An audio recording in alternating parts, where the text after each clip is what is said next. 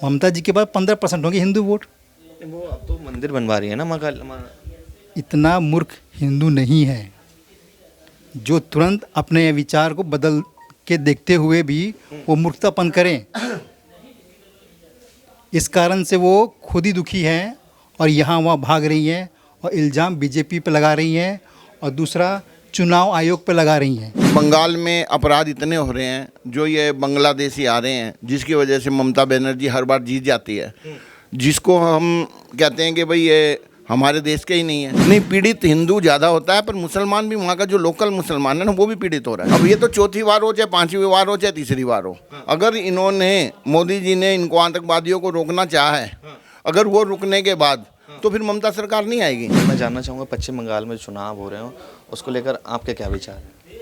पश्चिम बंगाल में जो चुनाव हो रहा है सही हो रहा है और उसमें जो भी आज बीजेपी में जो भी हलचल वहाँ मची हुई है, बीजेपी मचा रही हलचल, वो भी सही हो रहा है। अब टीएमसी का उखाड़ फेंकने का वक्त आ गया है। टीएमसी को उखाड़ फेंकने का वक्त आ गया जी। आईपैक कंपनी उनके लिए काम कर रही है, जो प्रशांत किशोर की हुआ करती थी कभी। वो उनकी तो बात अलग है, प्रशांत किशोर की बात अलग है। हाँ। वो तो कहते थे कि मैं सत्ता बदल दूंगा, सब कुछ चेंज करा दूंगा। ममता जी के साथ में मिलकर उन्होंने काम भी किया। बिहार में चुनाव हारे वो। अगर उतना ही कैपेबल होते तो बिहार में चुनाव नहीं हारते।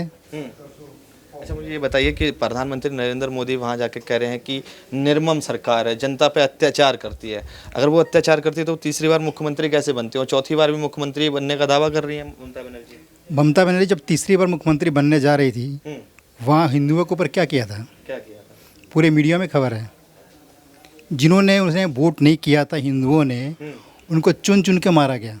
भाजपा के कार्यकर्ताओं को जिन्होंने उपद्रव मचाया था, उनको, उनके साथ ऐसा हुआ था। हिंदुओं के ये गलत नहीं, आप गलत बता रहे हैं। हाँ। वहाँ पे हिंदुओं को चुन चुन के मारा गया था। जिन्होंने टीएमसी का वोट नहीं दिया था, महिलाओं को प्रताड़ित किया गया था। कैसे पहचाना उन्होंने? पूरा वीडियो में आया हुआ है। हाँ। पूरा वीडियो दिखा हुआ है। पूरा वीडियो आप देखिए, पूरा मीडिया, सोशल मीडिया देखिए, ट्विटर देखिए आप, उसके अंदर में फेसबुक देखिए आप, कई न्यूज़ चैनल के अंदर में आया हुआ है। अब कितने न्यूज़ चैनल का नाम बताऊं? आज तक पर दिखाया गया, ठीक है, जी न्यूज़ पे दिखाया गया, नवभारत टाइम्स पे दिखाया गया, हर जगह दिखाया गया। अच्छा सर, मुझे ये बताइए, कह रहे हैं कि ममता 4 मई ममता गई, भाजपा कह रही है, क्या प्लान है कि 4 मई को ममता जी चली गई? देखिए, ईवीएम में घोटाला है या चुनाव आयोग मिला हुआ? क्योंकि तमाम जो भी राहुल गांधी हैं, चाहे ममता बनर्जी हैं, चाहे अखिलेश यादव हैं, वो यही आरोप लगाते हैं। देखिए टीएमसी क्यों हार रही है? हाँ। हुमायूं जी कौन थे? उन्हीं के एमएलए। हुमायूं जी हुमायूं कबीर लोकसभा का चुनाव लड़ चुके हैं 19 में, इसी पार्टी से, भाजपा पार्टी से किया था उन्होंने, लड़ा था। मगर अभी फिलहाल किसके थे? टीएमसी के थे।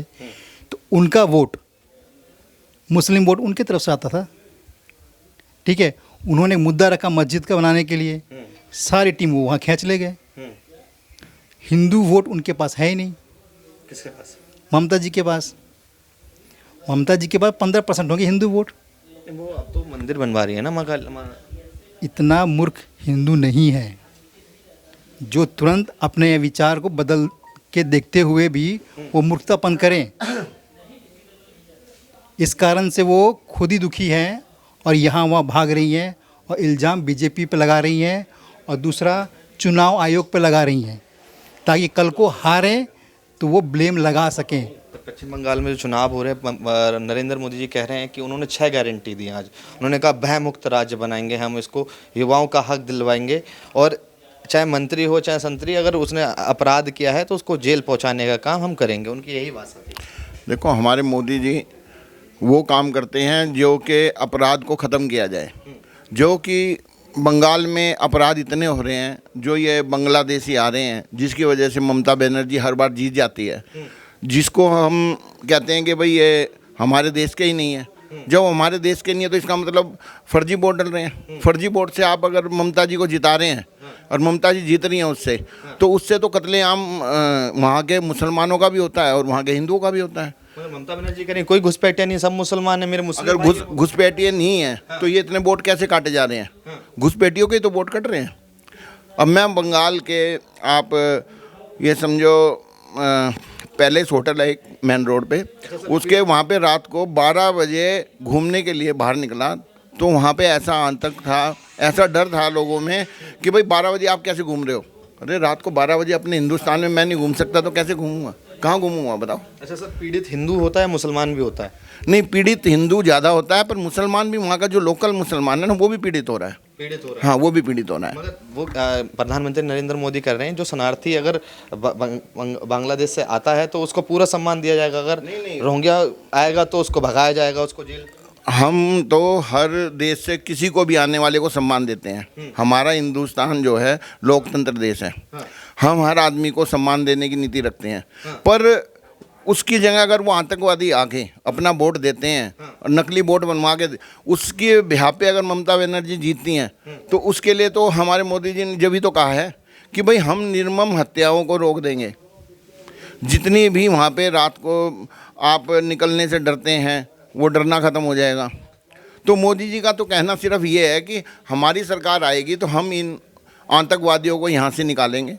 आतंकवादियों को निकलने से हमारे हिंदू मुस्लिम जो भी हमारे देशवासी हैं वो आराम से सुख शांति से रहें। 4 मई ममता गई या चौथी बार ममता सरकार? नहीं, अब ये तो चौथी बार हो चाहे 5वीं बार हो चाहे तीसरी बार हो, अगर इन्होंने मोदी जी ने इनको आतंकवादियों को रोकना चाहा है, अगर वो रुकने के बाद तो फिर ममता सरकार नहीं आएगी। नहीं आएगी। क्यों? क्योंकि जब आतंकवादियों का रुकना हो जाएगा और नकली वोट नहीं पड़ेंगे तो फिर ममता सरकार का आना नामुमकिन है।